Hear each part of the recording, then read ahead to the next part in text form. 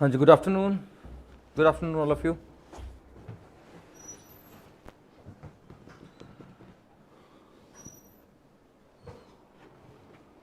Today we are going to understand general studies section of your exam, which is the most important part of UPSC examination.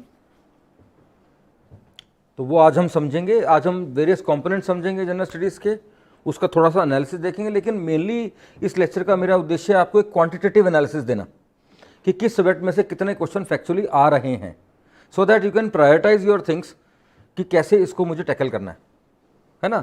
जो priority develop करनी है वो इस lecture का उद्देश्य है आज। रीज़न बीइंग कि देयर में भी लॉट ऑफ मिसअंडरस्टैंडिंग्स की यार इकोनॉमी में से इतने आते हैं। आपके पास एक चार्ट है, चाहे उसके प्रिंट आउट निकाल के आप अपने स्टडी टेबल पे लगा लो कि यार इतने क्वेश्चन जनरल स्टडीज़ में, मेंस में ये एनालिसिस है सब्जेक्ट वाइज, और प्रीलिम में ये सब्जेक्ट वाइज एनालिसिस है। तो आज हम ये सब्जेक्ट वाइज एनालिसिस प्रॉपरली देखेंगे। तो ये आज का लेक्चर होगा। नेक्स्ट लेक्चर मैं करूँगा कि अगर मैं जनरल स्टडीज़ को from content point of view देखूँ, राइट, कंटेंट पॉइंट ऑफ देखूँ, तो मुझे कौन से टेक्स्ट बुक्स या स्टडी मटेरियल रेफर करना है, ये अलग लेक्चर करूँगा मैं। तो आज हम कंसंट्रेट करेंगे सिर्फ एक ही चीज़ पे कि किस सब्जेक्ट में से कितने क्वेश्चन पेपर में, प्रीलिम में और मेंस में आते हैं। हमने लास्ट 4 से 5 साल का एनालिसिस उठा लिया है और हम क्लियरली समझेंगे कि क्या आता है पेपर में विदाउट एनी बायस। ठीक है ना। सबसे पहले देख लेते हैं जनरल स्टडीज़ प्रीलिम का सिलेबस क्या है। अब जनरल स्टडीज़ प्रीलिम का हम सिलेबस देखें तो बड़ा ही वेग है, बट लेकिन जैसे मैंने एक और लेक्चर पहले में बोला था कि सिलेबस एक जगह पे है लेकिन करना आपको वही होता है। जैसे current events of national and international importance लिखा है पहले नंबर पे। Second is history of India, जिसके अंदर आपका एंड इंडियन नेशनल मूवमेंट, मतलब इसके अंदर एंशियंट, मिडीवल एंड मॉडर्न, तीनों हिस्ट्री आ गई जो आपसे क्वेश्चन पूछे जाएंगे। ठीक है ना। इंडिया एंड वर्ल्ड ज्योग्राफी, इसमें physical, social, economic geography of India and the world, मतलब पूरा ज्योग्राफी का सेक्शन इसके अंदर आपका आ गया। तो ये बड़ा क्लियर है। हिस्ट्री पूरी तरह क्लियर है, ज्योग्राफी पूरी तरह क्लियर है। थर्ड आते हैं इंडियन पॉलिटी पे, Indian polity and governance, constitution, political system, Panchayati Raj, public policy, rights issue etcetera, ये एटसेट्रा कर दिया। तो इससे पॉलिटी का सेक्शन बड़ा क्लियर है कि हाँ पॉलिटी भी है इसके अंदर। तो हिस्ट्री, ज्योग्राफी, पॉलिटी बड़ी क्लियर है। करंट तो है, current, history, polity, geography clear है। नाउ नेक्स्ट पे आता है आपका economic and social development, sustainable development, poverty, inclusion, demographic sector initiatives etcetera. तो ये आपका सेक्शन आ गया पूरा इकोनॉमी का। इंडियन इकोनॉमी पूरी करनी है हमें। हमें ये नहीं देखना कि सिर्फ ये क्या टॉपिक लिखे हैं, क्योंकि बाद में एटसेट्रा लिखा है। ये कई बार बच्चे एक्सेट्रा देना भूल जाते हैं, तो एक्सेट्रा देखने से सारी बात बदल जाती है और ये पूरी इंडियन इकोनॉमी हो जाती है। और इंडियन इकोनॉमी पे हर तरह का क्वेश्चन आता है आपको। ग्रोथ एंड डेवलपमेंट पे भी आएगा, मॉनेटरी पॉलिसी पे भी आएगा, fiscal policy, financial policy, planning. Good afternoon बच्चों। एग्रीकल्चर, इंडस्ट्री, सब पे आएगा क्वेश्चन। तो Indian economy as a whole करनी है हमने। फिर आपका नेक्स्ट सेक्शन आ गया एनवायरनमेंट एंड इकोलॉजी, बहुत ही इंपॉर्टेंट सेक्शन ये आया, निकल के आ रहा है पिछले 5-6 सालों में, 6-7 सालों में। बहुत इंपॉर्टेंट सेक्शन है ये, हम देखेंगे इसकी इंपॉर्टेंस आगे। एंड देन आपकी आ गई जनरल साइंस। अब जनरल साइंस के अंदर आपका बेसिक फिजिक्स, केमिस्ट्री, बायो और एसएनटी के क्वेश्चन भी पूछे जा रहे हैं। तो लिख लो आप ये, प्रीलिम में फिजिक्स, केमिस्ट्री, बायो के अलावा जो 10th लेवल की है, आपको साइंस एंड टेक के क्वेश्चन भी पूछे जा रहे हैं, like space, nuclear, information technology, biotechnology, oceanic research, इस पे भी क्वेश्चन पूछे जा सकते हैं और पूछे गए हैं। ठीक है ना। तो जनरल साइंस का प्रीव्यू सिर्फ फिजिक्स, केमिस्ट्री, बायो नहीं है। You will also be asked question from SNT. तो ये आपके जो सेक्शंस हैं प्रीलिम के, इसका मतलब क्या बन गए? पहले तो बन गया आपका ज्योग्राफी, फिर आ गया आपका पॉलिटी, फिर आगे आ गया इकोनॉमी, फिर आ गया आपका हिस्ट्री, फिर आ गया आपका साइंस, फिर आ गया आपका environment, of course current affairs. तो अगर देखें तो सिलेबस आपका जो जनरल स्टडीज का प्रीलिम का है वो यही सेक्शन है। 5 सेक्शन है। जो कल्चर के क्वेश्चन है वो हिस्ट्री के अंदर ही पूछे जा रहे हैं। सेपरेटली उन्होंने सिलेबस में कल्चर कहीं लिखा नहीं है, लेकिन 2-3 क्वेश्चन, 4 क्वेश्चन कल्चर के हर बार आ जाते हैं, but they are part of the history only. So it's basically history and culture of India, history and culture of India.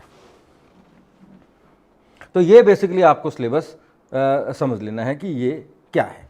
ठीक है ना। Now come to mains paper. Mains में आपके 4 पेपर हैं, GS 1, 2, 3, 4। ये थोड़ा मैं जल्दी करूंगा, मैं ज़्यादा टाइम लगाऊंगा क्वांटिटेटिव एनालिसिस पे, बिकॉज ये सिलेबस मोस्टली बच्चों को आजकल पता होता है, कोई ऐसी बात नहीं है कि सिलेबस नहीं पता होगा, है ना। अब GS 1 के अंदर आपका इंडियन हिस्ट्री आ गई, सॉरी ये एंशिएंट एंड मिडिवल नहीं है, यहाँ पे मॉडर्न हिस्ट्री है। मॉडर्न हिस्ट्री में आपका फ्रीडम स्ट्रगल आ गया और पोस्ट इंडिपेंडेंस हिस्ट्री भी आ गई। पेपर 1 के अंदर आपकी मॉडर्न हिस्ट्री है, पेपर और वर्ल्ड हिस्ट्री है, ज्योग्राफी है, वर्ल्ड एंड इंडियन, और सोशल इश्यूज हैं। ये 4 GS के पार्ट आपके पेपर 1 में हैं। ये क्लियर है सबको, राइट। अब GS 2 में अगर हम देखें तो GS 2 में इंडियन पॉलिटी है आपकी, गवर्नेंस है, और इंडिया एंड द वर्ल्ड है। इंडिया एंड द वर्ल्ड है। अब एक वहां पे डेवलपमेंट पॉलिसीज एंड प्रोग्राम्स का पार्ट भी है पेपर 2 के अंदर, जिसको हम गवर्नेंस में ही ऐड कर रहे हैं। उसको अलग भी किया जा सकता है, मैं सोच रहा हूं, इस पर विचार कर रहा हूं कि अगर उसका अलग सब्जेक्ट बना दिया जाए एक, बिकॉज 2-3 क्वेश्चन पेपर में हर बार आ ही जाते हैं। तो जैसे इसका कुछ पार्ट मैंने कवर किया है, जो सोशल इश्यूज मैंने जब क्लासेस ली थी तो उसमें पार्ट किया था वनरेबल सेक्शन का, कि गवर्नमेंट की पॉलिसीज, इंस्टीट्यूशंस, लॉज, प्रोग्राम्स क्या हैं फॉर वनरेबल सेक्शन। ये आपके GS पेपर 2 के अंदर एक पूरा सेक्शन है, तो वो हमने सोशल इश्यूज में कवर कर लिया था, है ना। तो ऐसे ही इसको अलग स्टेटस इसलिए नहीं मिल पाया है एक पार्ट को, बिकॉज उसके जो कॉन्स्टिट्यूएंट्स हैं वो डिफरेंट सब्जेक्ट्स में कवर किए जाते हैं, तो इसलिए वो अलग से सब्जेक्ट नहीं बन पाया। And third section India and the world है इसके अंदर, जो GS पेपर 2 में आता है। और GS पेपर 3 में हम देखें तो आपका इंडियन इकोनॉमी मेजर सेक्शन है, साइंस एंड टेक्नोलॉजी है, environment and ecology, security issues. ये 4 सेक्शंस आपके GS 3 में है। ये एनवायरनमेंट एंड इकोलॉजी के साथ ही आप डिजास्टर मैनेजमेंट चाहे ऐड कर लो। डिजास्टर मैनेजमेंट को हम अलग सब्जेक्ट नहीं मानते, उसका एनवायरनमेंट एंड इकोलॉजी के साथ ही इसको कंबाइन कर देते हैं। देखो डिजास्टर पे कई बार क्वेश्चन ज्योग्राफी के साथ आ जाता है, डिजास्टर के ऊपर क्वेश्चन कई बार गवर्नेंस के साथ आ जाता है, डिजास्टर के ऊपर क्वेश्चन कई बार एनवायरनमेंट के साथ आ जाता है। तो आपको तीनों सब्जेक्ट्स के लिए GS पेपर 1, 2, 3 के अंदर तैयार रहना है कि you may be asked a question on disaster management, because when we say disaster management तो उसके ये तीनों ही एस्पेक्ट हो सकते हैं, geographical aspect, governance aspect and environmental aspect. करने को social aspects of disaster management भी हो सकता है, सिक्योरिटी एस्पेक्ट भी हो सकता है, लेकिन चलो मोटे से 3 हमने ले लिए हैं। तो ये 4 सेक्शन जनरल स्टडीज़ के आपके पेपर में आते हैं। और GS पेपर 4 पता ही है, एथिक्स, इंटीग्रिटी एंड एप्टीट्यूड या ह्यूमन इंटरफेस, ये आपका पूरा पेपर है। तो ये भी मालूम है आपको कि हर पेपर जो है 250 मार्क्स का है, every paper is having 250 marks, ठीक है ना। चलिए ये तो that is a syllabus part, I think ये सबको मालूम है। कोई क्वेश्चन पूछना है आपने, देख लो इस पार्ट में से, if you want to ask any, seek any clarification, otherwise I think we should move ahead. Should I move ahead? एक बार आप इसको ओके कर दो।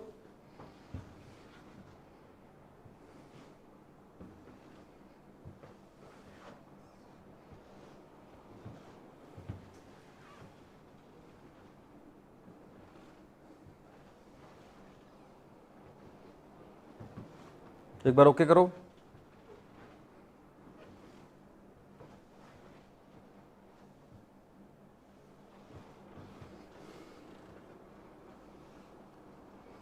अभी देखो, see we have divided the whole general studies into now in order to understand from preparation point of view. आप ध्यान से इसको समझना है, इसको लिख भी लेना है साथ में। We divided into major sections and minor sections. Now this major section and minor sections are in basically in 2 terms, in terms of the length of the syllabus, कि सिलेबस की कितनी देर लगती है इसको कवर करने में, and secondly weightage in the exam, कितनी weightage है एग्जाम में या कितना ट्रेंड है, कितने क्वेश्चन पेपर में आते हैं। तो आपके यहाँ पे 4 सेक्शंस मेजर हैं। देखिए ये 4 सेक्शन, ये चारों सेक्शन इस पूरे सिलेबस का एक तरह से बेस बनाते हैं। तो ये 4 सेक्शंस मेजर हैं इंडियन हिस्ट्री, जिसके अंदर एंशियंट, मिडीवल, मॉडर्न तीनों हिस्ट्री आ गई। पॉलिटी में कॉन्स्टिट्यूशन आ गया पूरा and political system, economy, Indian economy पूरी आ गई, वर्ल्ड एंड इंडियन ज्योग्राफी आ गई। ये 4 सेक्शन मेजर हैं, आप लगा के चलो। और ये चारों सेक्शन प्री और मेंस दोनों में है। कितनी वेटेज है हम आगे देखेंगे through with the help of a chart, but ये 4 सेक्शन मेजर हैं। अब आप अगर कंजर्वेटिवली भी लगा के चलो कि if I am investing 45 days on each section, है ना, तो 1.5 महीना अगर हम एक सेक्शन पे लगाएं तब भी 6 महीने इसके हो जाते हैं। 6 मंथ्स का टारगेट है इन चारों सेक्शन को कवर करने का अच्छे से, along with testing, along with revision. तो 6 महीने के अंदर आपको चारों सेक्शन ये कवर कर लोगे। अब आगे देखोगे आपकी अगर ये 4 सेक्शंस की मैं क्यूमुलेटिव वेटेज देखूं तो करीब 60 क्वेश्चन के करीब, ज़्यादा question, around 70 questions in 4 sections में से पेपर में पूछे जाते हैं, प्रीलिम में 70 से भी ज़्यादा। और ऑलमोस्ट आप लगा के चलो कि 1000 में से 400 नंबर का 400 to 500 मार्क्स का पेपर, 400 नंबर का पेपर इसमें से आता है चारों सेक्शंस में से। मतलब 70 प्लस इन प्रीलिम और 400 मार्क्स प्लस इन मेंस। ये वर्थ अटेम्प्टिंग, वर्थ स्ट्रेसिंग है कि 4 सेक्शन आप प्रॉपरली इसके ऊपर टाइम लगाओ आप। ये आपने लिख लेना साथ साथ में, keep on writing down with you. And minor sections देखें तो ये छोटे छोटे सेक्शन है जिसका प्रिपरेशन टाइम 15 डेज तक हम लेते हैं। वर्ल्ड हिस्ट्री 15 दिन में तैयार हो सकती है, मतलब 10 to 15 डेज। सोशल इश्यूज हैं, ये थोड़ा ज़्यादा टाइम लेंगे, 15 to 20 days. India and the world 10 to 15 days. Security issues 10 to 15। Ethics 15 to 20 days. Governance 10 to 15। General science 10 to 15। Environment 15 to 20 days. Science and tech 10 to 15। Culture of India 10 to 15। ये मैंने आपको अंदाज़ा दिया, एक median जो generally वो माना जाता है। तो आप लगा के चलिए कि अगर इसको कुमुलेटिव में लगा लूँ तो ये आपका अराउंड 5 to 6 मंथ्स का ये प्रोग्राम है कि 6 महीने आपके, 5 से 6 महीने इन माइनर सेक्शंस पे भी लग सकते हैं, सारे अगर ले लें तो। अगर सारे ले लें तो मतलब ये मैं प्रिपरेशन कह रहा हूँ बोथ प्रीलिम एंड मेंस की, क्योंकि ये जो 5 सेक्शन है ये सिर्फ मेंस में पूछे जाते हैं और ये जो 5 सेक्शन है ये प्रीलिम में भी आते हैं और मेंस में भी आते हैं। प्रीलिम में भी आते हैं, मेंस में भी आते हैं। तो अगर मैं पूरी प्री को मेंस की तैयारी ठोक बजा के बात करूं, अगर किसी के पास 1 ईयर टाइम फ्रेमवर्क है तो 1 साल के अंदर अगर वो 6 to 8 आवर्स डेली लगाता है तो 12 मंथ्स का ये टाइम फ्रेम है। 8 आवर्स प्लस और 12 मंथ्स में जीएस पूरी आपकी प्रीलिम और मेंस पॉइंट ऑफ व्यू से कंफर्टेबली तैयार हो सकती है if you move with a very focused approach. आलतू फालतू ना पढ़ो, बिल्कुल सब्जेक्ट मैटर क्लियर हो आपका कि ये हिस्ट्री है, इसके लिए मैंने ये पढ़ना, कोई कुछ नहीं है। Exam is nothing but a set of questions. If you prepare well you score well, but everything boils down to the understanding of the exam कि आपकी एग्जाम की समझ ठीक है या नहीं है, कि एग्जाम मांगता क्या है, चाहता क्या है। ये पॉलिटी है, कॉन्स्टिट्यूशन करना है, तो व्हाट दिस एग्जाम वांट्स ये आपने अंदर से फील किया है, ये आपने समझा है क्या। So that is basically the key, the चाबी। अदरवाइज 12 महीने का time 8 hours plus is sufficient for general studies only. बहुत अच्छी तैयारी जिसके अंदर टेस्टिंग भी हो जाएगी, बहुत अच्छी तैयारी हो सकती है आपकी। अभी क्वांटिटेटिव एनालिसिस है, कोई इसके अंदर बायस नहीं है मेरा, क्लियर है, बिल्कुल क्लियर है, बिल्कुल।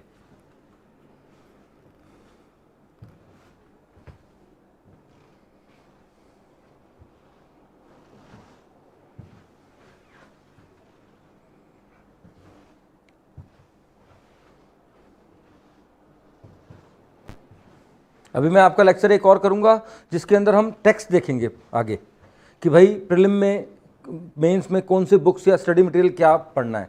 हर ये 14 से 14 सेक्शन जो आपके हैं ये जनरल स्टडीज़ के, इसमें क्या पढ़ना है आपने और कब पढ़ना है, इसको कब तैयार करना बेस्ट माना जाएगा। ये बड़े क्लियर कट तरीके से मैं आपको नेक्स्ट लेक्चर में बताऊंगा कि ये इसको मतलब तैयार करना है हर सेक्शन को, इसके लिए क्या क्या पढ़ना है आपको, कि ये बेसिक मिनिमम रिक्वायरमेंट है, इतनी पढ़नी है बस, और किस तरह से टेक्सटिंग करनी है आपको ना। इसके आगे चलते हैं। इसमें मैंने एक करंट अफेयर इंप्लीकेशन का एंगल डाला है कि अगर ये सारे सेक्शन में देखूं, क्योंकि करंट अफेयर भी एक सब्जेक्ट की तौर पे है आपके पेपर में, तो अगर मैं मेजर सेक्शंस में देखूं तो ये 3 सेक्शंस में करंट अफेयर आता है।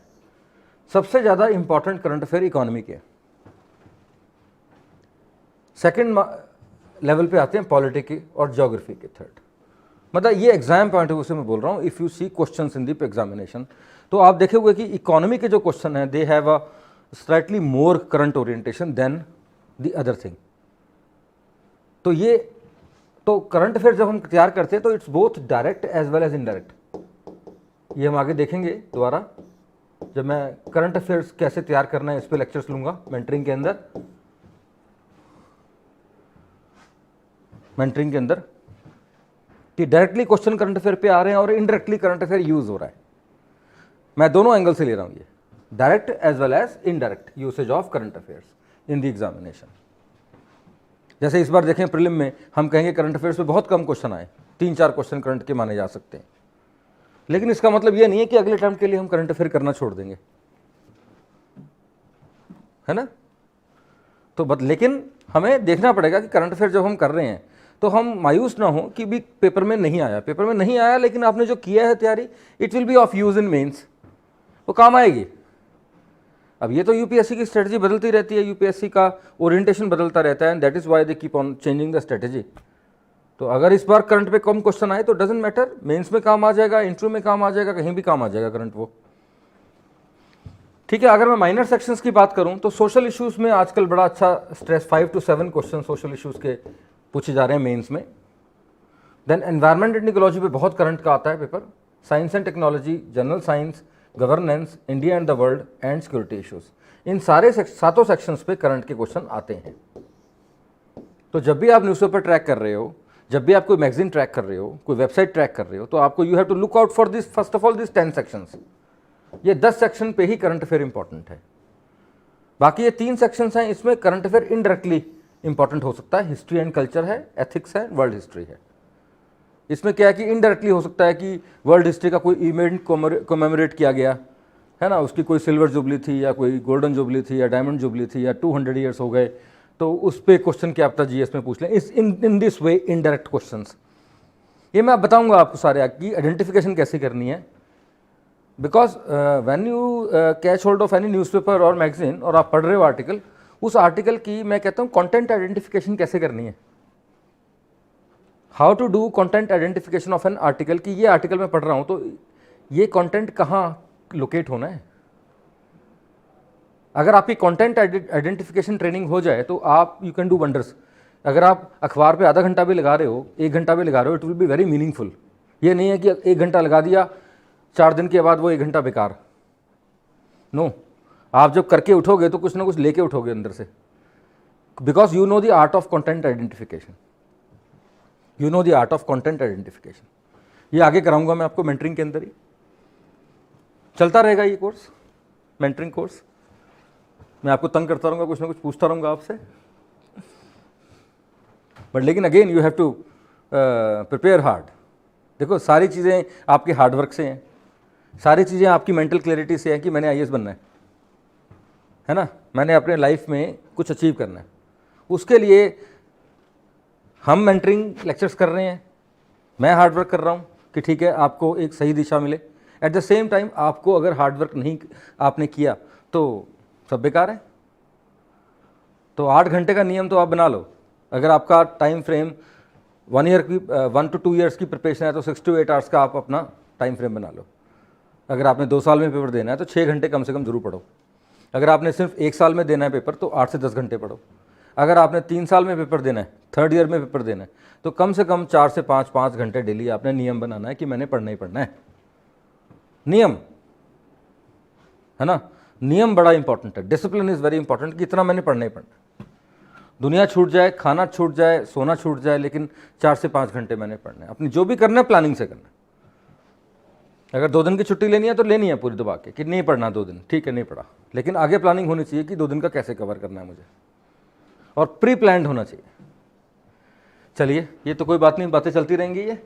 अब ये देखिए, ये पहले आपका हमने प्रीलिम का एनालिसिस लिया, प्रीलिम का एनालिसिस डिफरेंट सब्जेक्ट्स का।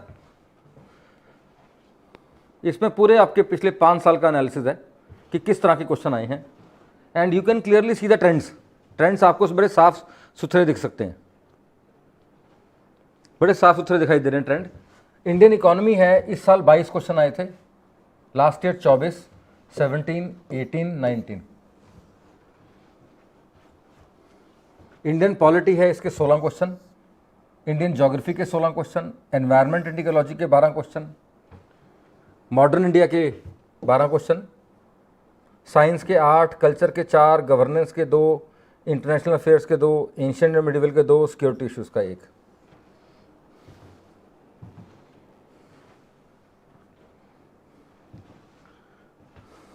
अब आप ध्यान से देखें तो आप ये कह सकते हैं कि फेयर डिस्ट्रीब्यूशन है, फेयरली दे आर डिस्ट्रीब्यूटेड। अगर मैं हिस्ट्री एंड कल्चर को कंबाइन कर दूं तो आप लगा के चलो कि हिस्ट्री एंड कल्चर, यहाँ पे मॉडर्न इंडिया की जगह मैं कर दूं हिस्ट्री एंड कल्चर, तो ये अराउंड 12 और 4 16, 16 और 2 18, ये 18 हो जाएंगे क्वेश्चन। 18, 12, 16, 16, 22, और साइंस आपकी है 8 क्वेश्चन, तो ये हट गया। और गवर्नेंस को उठा के अगर मैं ऊपर ले जाऊं पॉलिटी के अंदर तो ये भी 18 हो गए। तो 22, 18, 16, 12, 18 और 8 है ना। तो आप मोटा मोटा अब मैं कहूँ कि इकोनॉमी है, पॉलिटी है, ज्योग्राफी है, साइंस है ना, और एनवायरनमेंट है, ये 5 सेक्शन हो गए। तो अगर मैं 20 पंजे 100 करूँ तो UPSC is maintaining parity, UPSC parity से मेंटेन करिए कि 15 से 20 क्वेश्चन वो पूछ रहे हैं। कहीं किसी सेक्शन में 2 क्वेश्चन ज़्यादा आ गया, किसी क्वेश्चन में सेक्शन में 2 क्वेश्चन कम आ गया, इस तरह से ना they just trying to maintain a balance. तो ऐसा कोई बहुत इर्रेशनल नहीं है और एक फेयरली क्लियर डिस्ट्रीब्यूशन है ना। But on the order of importance मैंने 2020 के अकॉर्डिंग प्रायोरिटाइज किया है कि इस बार इकोनॉमी के 22 आए थे, 16 आए थे, ज्योग्राफी के 16 आए थे, एनवायरनमेंट के इतने आए थे, हिस्ट्री के इतने आए थे। लेकिन आप दिस इज लेसन नंबर 1 की एक फेयर डिस्ट्रीब्यूशन दिखती है कहीं ना कहीं, है ना। तो आपको अपने सारे सेक्शंस जो जनरल स्टडीज़ के हैं उसको उनको प्रॉपरली तैयार करना है ना। कैसे तैयार करना आगे देखेंगे हम, बट एक ट्रेंड समझ लीजिए पहले, फैक्चुअल ट्रेंड कि हाँ ये फैक्ट्स के तौर पे क्वेश्चन इस तरह से आ रहे हैं। लेकिन ऐसा है कि बट एज सच कोई फिक्स्ड ट्रेंड नहीं है कि हाँ इसमें से इतने ही पूछे जाने हैं। फॉर एग्जांपल 2019 का पेपर अगर हम देखें तो वहाँ उसमें एनवायरनमेंट पे ज़्यादा आ गए, जबकि पॉलिटी और ज्योग्राफी पे क्वेश्चन बहुत कम थे।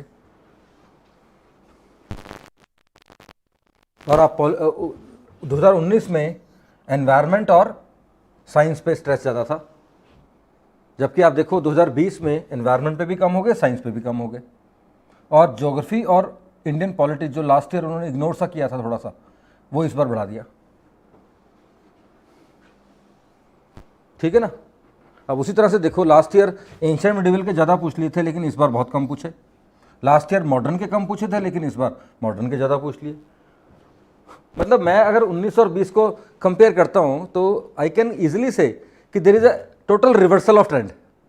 सिर्फ इकोनॉमी को छोड़ के कि इकोनॉमी के पहले 22 आए थे, लास्ट ईयर 24 आए थे, बाकी सब में उन्होंने रिवर्स कर दिया एक तरह से ट्रेंड, रिवर्स कर दिया। अब आप देखो, अब ह्यूमरसली आप 2018 का देखो, आप 2018 में एनवायरनमेंट पे 6 क्वेश्चन सिर्फ पूछे थे, कम पूछे थे, और अगले 19 में 17 कर दिए, फिर 17 के 12 कर दिए। अब देखो ज्योग्राफी में 18 क्वेश्चन आए थे 18 में, लेकिन फिर अगले साल कम कर दिए, फिर अगले साल फिर बढ़ा दिए। पॉलिटी के देखो, पॉलिटी के उतने 11 थे 12 थे। तो मतलब एक तरह से इन सीसॉ टाइप में चल रहा है, लाइक दिस। लेकिन ऐसा कोई ट्रेंड नहीं आप कर सकते, ये नहीं आप सोच सकते कि अगले साल पॉलिटी पे कम क्वेश्चन आएंगे। हमें तो ये 5 सेक्शन तैयार करने में आपको दिखा रहा हूँ कि बेसिकली कहाँ ये गलती कई बार हो जाती है। जैसे इंटरनेशनल के लास्ट 2 साल में कम क्वेश्चन आ रहे हैं, लेकिन 2018 में देखें और 17 में देखें और 16 में देखें तो there were number of 5+ questions on international affairs. Ancient and medieval history पे 2019 को छोड़ के स्ट्रेस कम रहा है, लेकिन फिर भी 9 क्वेश्चन तो यहां आ गए ना, सोचो। तो यू कैनॉट से कि अगले साल नहीं आएंगे। अब ट्रेंड के अकॉर्डिंग देखें तो अगले साल ज़्यादा आने चाहिए एंशिएंट मिडिवल के, लेकिन ना आए तो ना आए। I have seen number of students suffering just because of improper understanding of this data. वो कहते हैं जी एंशिएंट मिडिवल पे क्वेश्चन तो आते नहीं। कहाँ नहीं आते भैया, 9 क्वेश्चन आए हुए हैं 19 में, ठीक है 20 में नहीं आए, ठीक है 18 में नहीं आए, ठीक है 17 में कम आए, लेकिन 16 में फिर 6 क्वेश्चन थे। तो आप ये देख के कि 2 क्वेश्चन आए हैं या 3 क्वेश्चन आए पढ़ना छोड़ दोगे क्या? अगर ये 9 आ गए 10 आ गए तो क्या कर लोगे? अब यहाँ 9 क्वेश्चन एंशिएंट मिडिवल के थे और सिर्फ 6 मॉडर्न हिस्ट्री के आए थे। अब कोई मॉडर्न हिस्ट्री अच्छे से करके गया, एंशिएंट मिडिवल छोड़ दिया उसने, तो क्या होगा? नो, हमने टोटल हिस्ट्री देखनी है ना, 9 और 6 15। टोटल हिस्ट्री में तो उतना ही क्वेश्चन है ना। ये सब सब्जेक्ट्स के अंदर जो ट्रेंड हैं वो चेंज हो रहे हैं, लेकिन ओवरऑल सब्जेक्ट्स के अंदर आप देखोगे कि क्वेश्चन उतने की पूछ रहे हैं।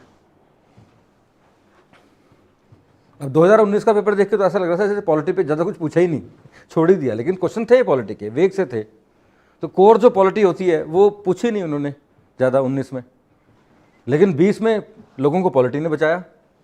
पॉलिटी के क्वेश्चन बड़े आसान आए। 19 में पॉलिटी का कुछ पता ही नहीं था कि क्या सा हो रहा है। तो आपको मैं ये सीख दे रहा हूँ इससे कि ये क्वांटिटेटिव एनालिसिस करने का यही मकसद है कि आपको ये मान के चलना है कि यार मुझे एक ऑब्जेक्टिवली मेंटेन करना है कि 20 क्वेश्चन इकोनॉमी के आने हैं, 20 पॉलिटी के आने हैं, 20 ज्योग्राफी के आने हैं, 20 एनवायरनमेंट के आने हैं, 20 हिस्ट्री के आने हैं, और इन्हीं में ही करंट अफेयर के क्वेश्चन आ जाने हैं। इस तरह सोच के आपको तैयारी करनी है, and you have to give justice to each and every section of general studies, each and every section of general studies. तो पूरा ये एनालिसिस अपने दिमाग में आपने उतार लेना है कि हाँ ये कैसे है।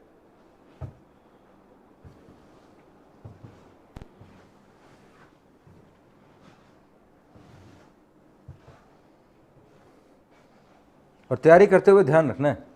अब 2016 में देखो इंडियन पॉलिटी के 5 क्वेश्चन आए थे, वे बैक बिल्कुल साफ ही कर दिया था एक बार, लेकिन इसका मतलब ये नहीं है कि अब नहीं आएंगे, बाद में आ रहे हैं। अगले साल ही 22 क्वेश्चन आ गए। अब जो लोग पॉलिटी को कम वेटेज दिया जिन्होंने, उड़ गए वो सारे। सबसे ज़्यादा क्वेश्चन 22 पॉलिटी के थे। They were correcting the earlier mistake.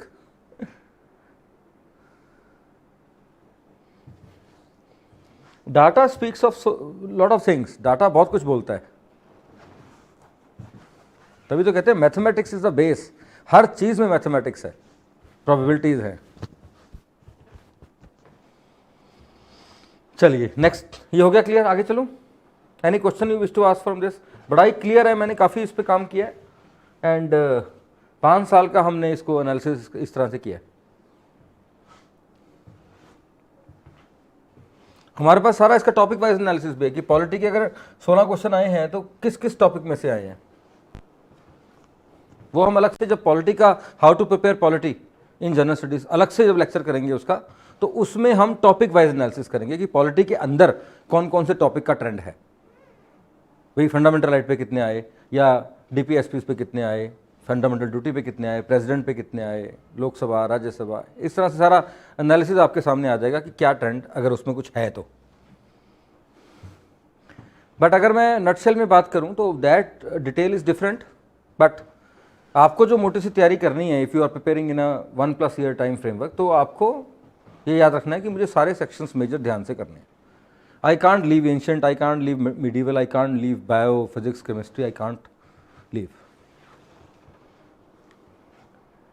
चलिए मेंस में देखते हैं। आप मेंस में देखिए जीएस पेपर 1 में social issues, geography, culture, world history, modern history. अब देखिए सोशल इश्यूज में 5 क्वेश्चन आए, ज्योग्राफी में 6 क्वेश्चन आए,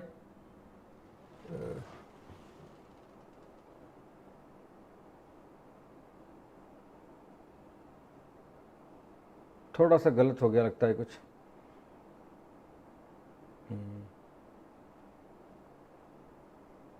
2-3 क्वेश्चनों का गैप है, इसमें मैं देख लूंगा, कोई बात नहीं। बट आप देखिए वर्ल्ड हिस्ट्री पे एक ही क्वेश्चन है, कल्चर पे एक ही है, ज्योग्राफी पे एक, सोशल इश्यूज पे। अब 5 to 10 क्वेश्चन देखिए, ट्रेंड 5 to 10 क्वेश्चनों का ट्रेंड ज्योग्राफी का है, 5 to 10 का ही सोशल इश्यूज़ का है।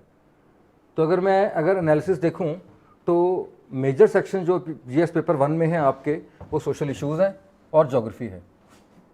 कल्चर, हिस्ट्री और इस सबको अगर मैं कंबाइन कर दूं तब इसके ऊपर 6 क्वेश्चन हैं, इसमें 5 क्वेश्चन आए, यहाँ पे 7 आए, इसमें 7 आए, सॉरी 6 आए।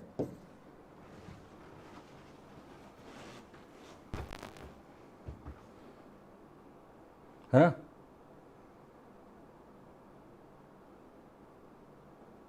तो आप ध्यान से इसको, ट्रेंड को अगर हम ऑब्जर्व करें तो we can easily make out की बैलेंस सही है। लेकिन अगर मैं सारे जीएस के पेपर देखूं तो पॉलिटी, इकोनॉमी, है ना, एनवायरनमेंट, क्या वो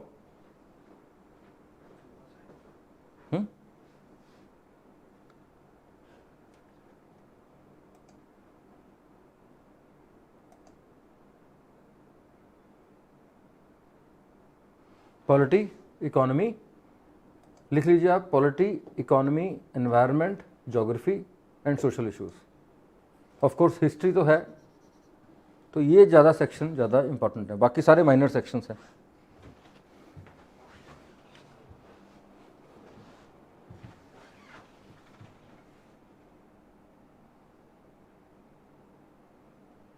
क्या वो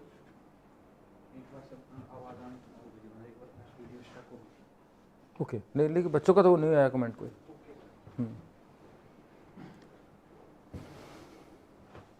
तो ये देखिए यहाँ पे, अब ये चार्ट आपके लेक्चर में रहेगा, कभी भी आप खोल के देख सकते हैं कि कितने क्वेश्चन किस में से आ रहे हैं।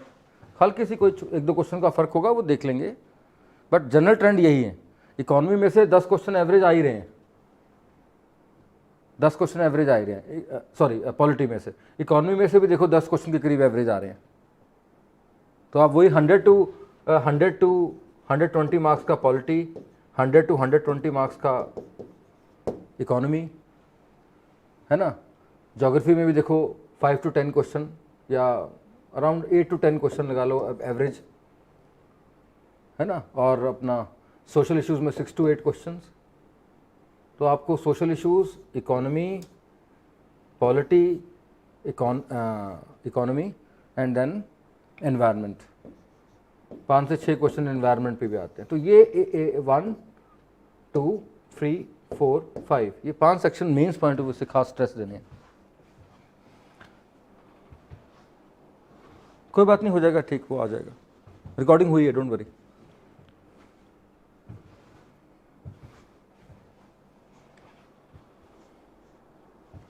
तो this is the data wise analysis of the whole general studies paper, ठीक है।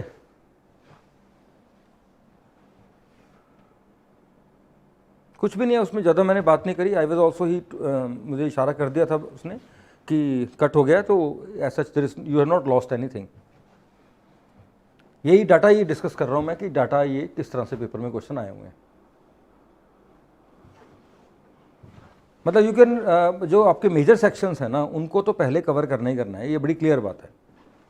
इट्स वेरी क्लियर कि major sections have to be covered properly.